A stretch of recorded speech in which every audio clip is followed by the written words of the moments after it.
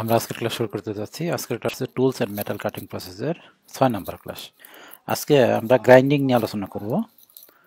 তো প্রথমে গ্রাইন্ডিংটা কি এবং কত ভাগে ভাগ করা যায় এটা আমরা নিয়ে একটু দেখব। আমরা মূলত খাতা কলমে একটু আলোচনা করব, তারপর আমরা ভিডিও দেখব। তো শুরু করতে যাচ্ছি আজকের ক্লাস। দেখো এখানে একটা লিখিত আকারে আছে গ্রাইন্ডিং। এই দেখো গ্রাইন্ডিং। গ্রাইন্ডিংকে নিম্নলিখিতভাবে ভাগ করা যায়। প্রথম হচ্ছে নর্মাল গ্রাইন্ডিং, এই যেটা নর্মাল গ্রাইন্ডিং। নর্মাল গ্রাইন্ডিং অতিরিক্ত ধাতু অপসারণ করা হয়। এর কাজ কি? অতিরিক্ত ধাতু অপসারণ করা হয়। তারপর আসলে দেখো হনিং, এই যে হনিং, এখানে অতিরিক্ত ধাতু অপসারণ করা হয়, কিন্তু অতিরিক্ত ধাতু অপসারণ করে জ্যামিতিক আকৃতি প্রদান করা হয়। তার মানে নর্মাল গ্রাইন্ডিং আর এই হনিং এর মধ্যে পার্থক্য আছে।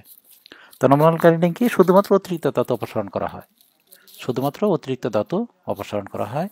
আর হনিং এ অতিরিক্ত ধাতু অপসারণ করা হয়, কিন্তু আবার উদ্দেশ্য থাকে একটা জ্যামিতিক আকৃতি প্রদান করা হয়। বোঝাচ্ছি আমি পরে। এরপর আসে পলিশিং, এই যে পলিশিং, অতিরিক্ত ধাতু অপসারণ করে মসৃণ এবং চকচকে করা হয়। পলিশিং এর উদ্দেশ্য কি? অতিরিক্ত ধাতু অপসারণ করে মসৃণ এবং চকচকে করা হয়। এই মসৃণতা আনার অনেকগুলো পদ্ধতি আছে। দেখো, একটা আছে পেইন্ট পলিশিং, আর একটা আছে বার্নিশ, আর একটার নাম কি বাফিং। পেইন্ট পলিশিং যেটা রং দ্বারা করা হয়, আমরা দেখছি আশপাশে যে রং দ্বারা মসৃণতা আনা হয়।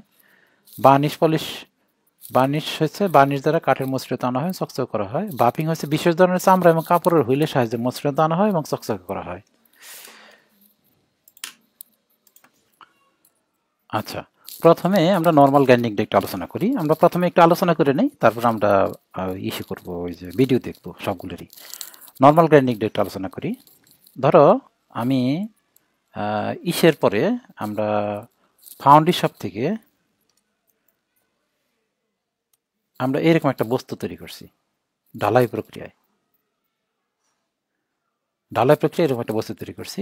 এখানে দেখো কিছু অংশ রাইজারের কিছু অংশ রয়ে যাবে, আর এখানে কিছু রানারের কিছু অংশ স্ক্রু টিস্ক্রু আছে না, এখান থেকে কিছু রয়ে যাবে। আমাদের মূল বস্তুটা কিন্তু এইটুকু, মূল বস্তুটা কিন্তু এইটা। আর এই অংশটা কিন্তু অতিরিক্ত অংশ। এই যে অংশটা কি? অতিরিক্ত অংশ। এটা কিন্তু মূল বস্তুর সাথে না।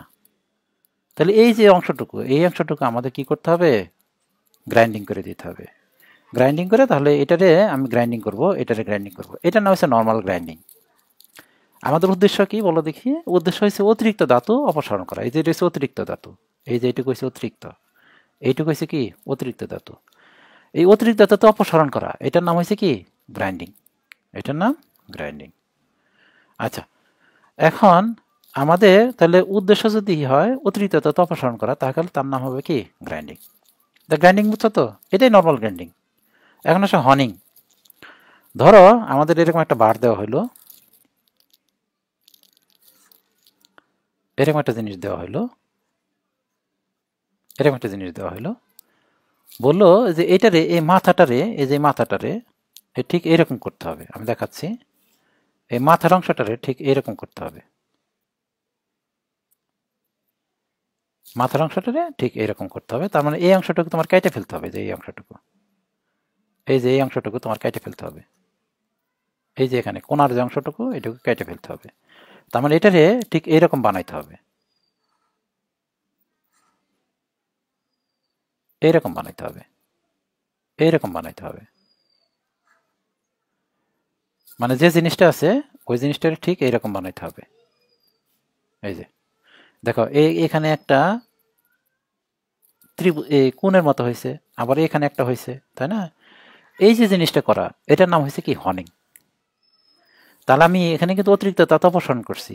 এই সাইডের অতিরিক্ত ধাতু ছিল, এই যে এই সাইডের অতিরিক্ত ধাতু ছিল, এই যে এই সাইডের অতিরিক্ত ধাতু ছিল না, যেটুকু, এই যে এই ধাতুটুকু কিন্তু অপসারণ করছি। যে লাল অংশটুকু, এই লাল অংশটা কিন্তু আমরা কি? অপসারণ করছি। কিন্তু অপসারণ করার উদ্দেশ্য ছিল কি? অতিরিক্ত ধাতু অপসারণ করছি, উদ্দেশ্য ছিল একটা জ্যামিতিক আকারে নিয়ে আসা। এই যে কোণের মতো করা, এটারে, এটা কোণের মতো করা। এটার নাম কি? হনিং। এই হনিং তোমরা কিন্তু করছো। হনিং কোথায় করছো? তোমরা মেশিন শপে কাটিং টুল ধার দাও নাই? মেশিন শপে কাটিং টুল ধার দিছ, এই ধার দেওয়াটাই হচ্ছে হনিং করা। আমরা যে কাটিং টুল, এই কাটিং টুলটা যে দাঁড় দিছি, এই দাঁড় দেওয়াটাকে বলা হয় কি হর্নিং করা। ঠিক আছে, হর্নিং শব্দ অর্থ হচ্ছে এই যে হর্নিং, হর্নিং বলেন ডাবল এন মনে হয়, হর্নিং। এই হর্নিং শব্দের অর্থ হচ্ছে দাঁড় দেওয়া, দাঁড় দেওয়া। ঠিক আছে, নামটা হচ্ছে হর্নিং।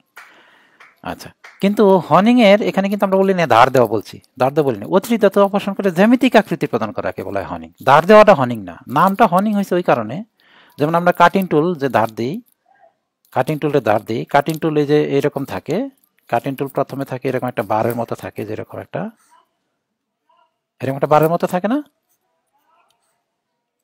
এরকম একটা বারের মতো থাকে। তখন আমরা এইটা কি করি, এখান থেকে এইটুকু কেটে ফেলি, এখান থেকে এইটুকু কেটে ফেলি, এখান থেকে এইটুকু কেটে ফেলি, তখন এটা কি কাটিং টুল হয়ে যায় না? কাটিং টুল হয়ে যায়। তাহলে এই যে কাটিং টুল কাইটায়, যেটুকু কাইটায় এখানে ধার তৈরি করা, এটার নাম কি হর্নিং। মানে আমি দাঁড় বলবো না এখন, দাঁড়টা যদিও নামটা দাঁড় হিসাবে আসছে, দাঁড় দেওয়া, হর্নিং করা মানে দাঁড় দেওয়া, এটা বলবো না। আমি বলবো কি জ্যামিতিক আকার আনা। কি কারণে বলবো জ্যামিতিক আকার আনা? ধরো এরকম একটা বস্তু আছে, যেরকম একটা বস্তু আছে, এরকম একটা বস্তুর মধ্যে এই ভিতরে এই যে এরকম এরকম আছে, একটা ছিদ্র আছে, এই যে ছিদ্র, ছিদ্র আছে। এই ছিদ্রটা কিন্তু কোনো জ্যামিতিক আকার। জ্যামিতিক আকার বলতে কি হয় দেখো, ত্রিভুজ, কোণ, চতুর্ভুজ, বৃত্ত, এগুলো হচ্ছে জ্যামিতিক আকার, তাই না? এগুলো জ্যামিতিক আকার না? কিন্তু এটা কি কোনো জ্যামিতিক আকারের মধ্যে পড়ে? জ্যামিতিক আকারের মধ্যে পড়ে না। তাহলে আমাদের কাজ কি, এই যে এখানে এইটারে বৃত্তাকার করে যদি দিতে জ্যামিতিক আকার হবে। আমি যদি এরকম করে দিই, বৃত্তাকার করে দিলাম এই যেটা, তাহলে এই যে এখানে যে অতিরিক্ত ধাতু, এই যে অতিরিক্ত ধাতু, এই যে অতিরিক্ত ধাতু অপসারণ করতেছি, অপসারণ করে এটা বৃত্তাকার করে ফেললাম। তার মানে বস্তুটা করে ফেললাম আমরা এরকম,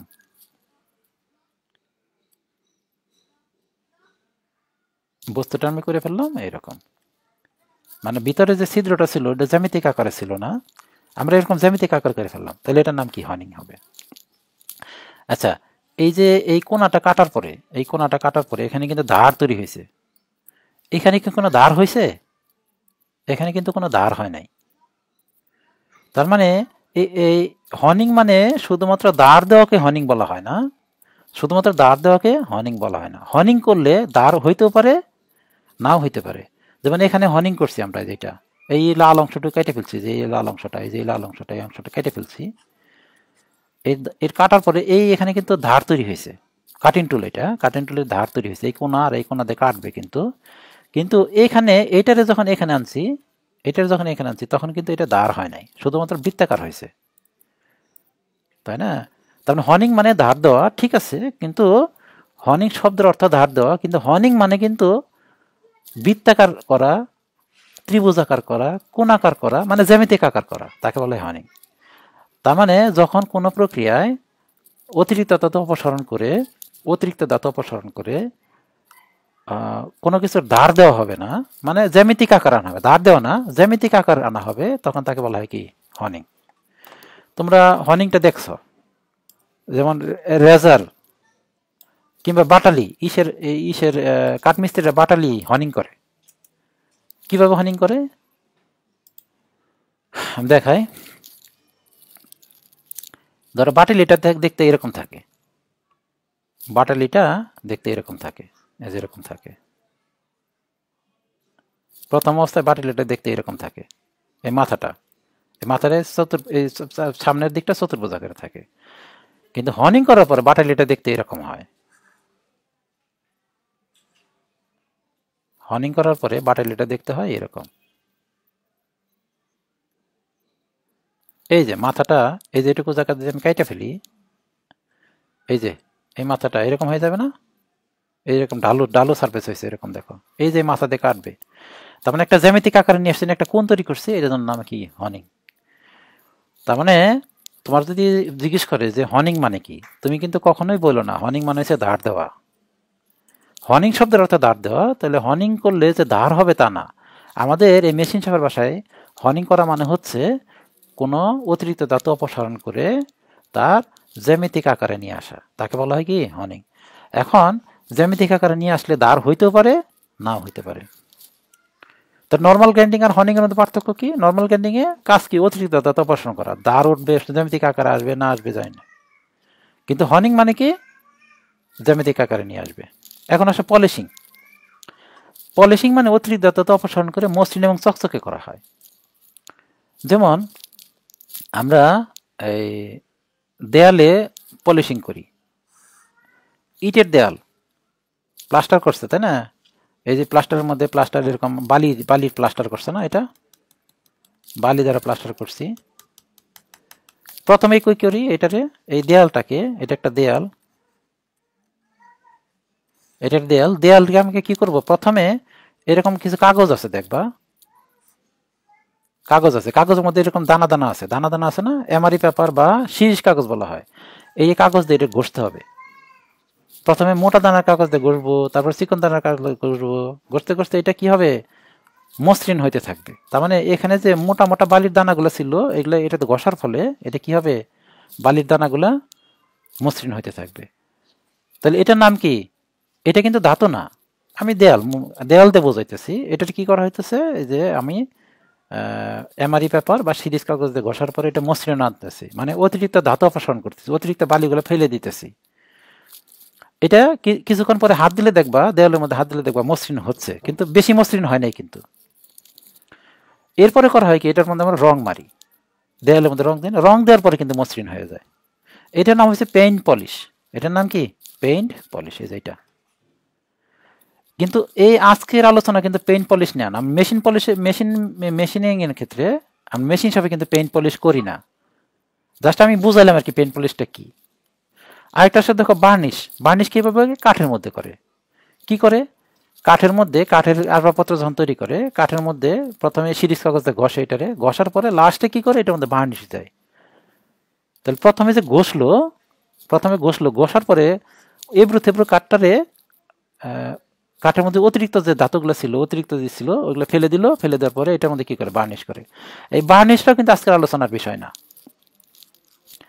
আজকের আলোচনার বিষয় হচ্ছে বাফিংটা। এই যেটা আমরা করব, আমরা পেইন্ট পলিশ করব না, বার্নিশ করব না, আমরা বাফিং করব। বাফিংটা লোহার মধ্যে করা হয়, অ্যালুমিনিয়ামের মধ্যে করা হয়, ধাতুর মধ্যে করা হয়। এই বাফিংটা কিভাবে করা হয় আমি দেখাচ্ছি এখন। বাফিংটা তাহলে কি? একটা পলিশিং। বাফিংটা কি? এক ধরনের পলিশিং। প্রথমে আমরা যে গ্রাইন্ডিং করছিলাম, দেখো গ্রাইন্ডিং যে অতিরিক্ত ছিল, এই অতিরিক্ত অংশটাকে আমরা ফেলে দিছি, এটার নাম হচ্ছে গ্রাইন্ডিং। ঠিক আছে? আবার অতিরিক্ত অংশ ফেলে দিয়া যদি আমরা জ্যামিতিক আকারে নিয়ে আসি, তাকে বলা হয় কি? হনিং। আচ্ছা, কিন্তু অতিরিক্ত অংশ ফেলে দেওয়া, এই উপরের তলটা, ধরো আমি একটা তল নিলাম এরকম, এই তলের উপরে এই যে এরকম উঁচু নিচু আছে, বেশি উঁচু নিচু না, বেশি উঁচু নিচু হলে নর্মাল গ্রাইন্ডিং করতে হবে। যদি বেশি উঁচু নিচু থাকে, মনে করি এরকম উঁচু, এরকম যদি থাকে, তাহলে তখন করতে হবে এটা গ্রাইন্ডিং করতে হবে, নর্মাল গ্রাইন্ডিং করতে হবে, এটা করতে হবে। কিন্তু কম উঁচু নিচু থাকলে, যেরকম যদি কম উঁচু নিচু থাকে, তখন এটা যদি আমি মসৃণ করতে চাই, এটাকে কি করতে চাইতেছি? আমি মসৃণ করতে চাইতেছি। এই যে উপরের যে ধাতুগুলো আছে, যে অতিরিক্ত ধাতু, এগুলো ফেলে দিয়ে আমি মসৃণ করব, এবং সাথে সাথে কি করব? চকচকে করব, তখন তার নাম হবে বাফিং। তার মানে খুবই অল্প পরিমাণ ধাতু আমি অপসারণ করে মসৃণ করব। শুধু মসৃণ না, মসৃণ করার সাথে সাথে আমি চকচকে করব। ঠিক আছে? চকচকে বলতে কি বোঝায়? মসৃণ এবং চকচকের মধ্যে পার্থক্য কি? মসৃণ মানে হচ্ছে তুমি উপরে ধাতুটারে অপসারণ করে একদম পিচ্ছিল করে ফেললা, তখন তাকে বলা হয় মসৃণ করা। আর চকচকে করা মানে হচ্ছে ওখানে যদি তুমি তাকালে তোমার ছবি দেখা যাবে, তাকে হলো চকচকে বলা হয়। মানে কোনো কিছুটা মসৃণ করার পরে তার উপরে যদি তুমি তাকাও, আয়নার মতো চকচক করবে, মানে ভিতরে তোমার ছবি দেখা যাবে, তাকে বলা হয় কি? চকচকে করা। তাহলে বাফিংটা হচ্ছে ওইটাই। বাফিং কি? মসৃণ করবে এবং সাথে সাথে কি করবে? চকচকে করবে। তো বাফিংটার পদ্ধতিটা আমি বলি। বাফিং এর পদ্ধতিটা হচ্ছে, প্রথমে এইটারে আমরা নর্মাল গ্রাইন্ডিং যেরকম দেখছেন একটা হুইলের সাহায্য করে, যেরকম একটা হুইল থাকে, হুইলের মধ্যে এরকম দানা দানা লাগানো থাকে, তারপরে হুইলটা এদিকে ঘুরে, আমরা এই এই জিনিসটার যন্ত্রটার এখানে ধরবো, যেটা আমি গ্রাইন্ডিং করবো, এটা এখানে ধরবো, এটা হুইলটা ঘুরবে, আর এখান থেকে অতিরিক্ত ধাতু অপসারণ করে, এটা হচ্ছে নর্মাল গ্রাইন্ডিং মেশিন। কিন্তু বাফিংয়ের মধ্যে একটা হুইল ব্যবহার করা হয়, যে এরকম একটা হুইল। এই হুইলটা এখানে যে নর্মাল গ্রাইন্ডিংয়ে যে হুইলটা ব্যবহার করে ওই হুইলের মতো না। এই হুইলটা হচ্ছে চামড়ার তৈরি হুইল। কিসের তৈরি হুইল? এই হুইলটা হচ্ছে তোমার চামড়ার তৈরি। কিসের চামড়ার তৈরি? মহিষের চামড়ার তৈরি। মহিষের চামড়ার তৈরি একটা হুইল ব্যবহার করা হবে, যে চামড়ার তৈরি একটা হুইল ব্যবহার করা হবে। কিসের চামড়া তৈরি? মহিষের চামড়া। মহিষ ইংরেজি হচ্ছে বাফেলো। বাফেলো। এই বাফেলোর শব্দ থেকে আসছে তোমার বাফিং। মানে এই মহিষের চামড়ার তৈরি হুইলের সাহায্যে যখন গ্রাইন্ডিং করা হবে তখন তার নাম হয় বাফিং। মহিষের চামড়ার তৈরি হুইলের সাহায্যে, নর্মাল গ্রাইন্ডিংয়ে যে হুইল ব্যবহার করছে ওইটা না, মহিষের চামড়ার তৈরি হুইলের সাহায্যে যে গ্রাইন্ডিং করব আমরা তাকে বলা হয় কি? বাফিং।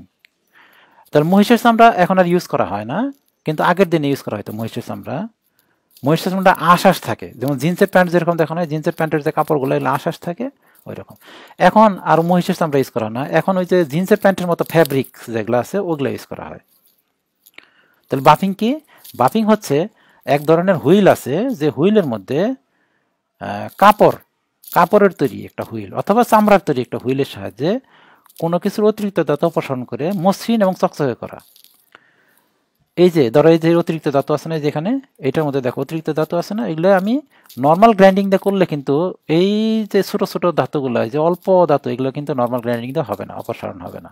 কারণ নর্মাল গ্রাইন্ডিং ধরলে এখানে গর্ত গর্ত হয়ে যাবে। কিন্তু এটার আমি অপসারণ করবো কি দ্বারা? চামড়ার তৈরি, যেটা দিয়া চামড়ার তৈরি হুইল দ্বারা এই যে ধাতুগুলো অপসারণ করব। অপসারণ করলে কি হয়ে যাবে? এটা মসৃণ হয়ে যাবে। এবং যত বেশি বাফিং করবা, যত বেশি বাফিং করো, এটা মসৃণ হবে এবং চকচকে হবে। তাহলে বাফিং কাকে বলে আমি এবার একটু বলি। বাফিংটা হচ্ছে চামড়ার তৈরি হুইলের সাহায্যে কোনো কিছুর উপরিতলের অতিরিক্ত ধাতু অপসারণ করে, অল্প পরিমাণ, কিন্তু বেশি পরিমাণ অতিরিক্ত ধাতু কিন্তু না। অতিরিক্ত ধাতু যদি বেশি হয় তাহলে কিন্তু বাফিং করলে হবে না, তখন তাকে গ্রাইন্ডিং করতে হবে, নর্মাল গ্রাইন্ডিং করতে হবে। যে অল্প পরিমাণ অতিরিক্ত ধাতু, এটা যদি অপসারণ করে ওই তলের মসৃণতা বৃদ্ধি করি এবং সাথে সাথে চকচকে করি, তাকে বলা হয় বাফিং। বুঝতে পারছি?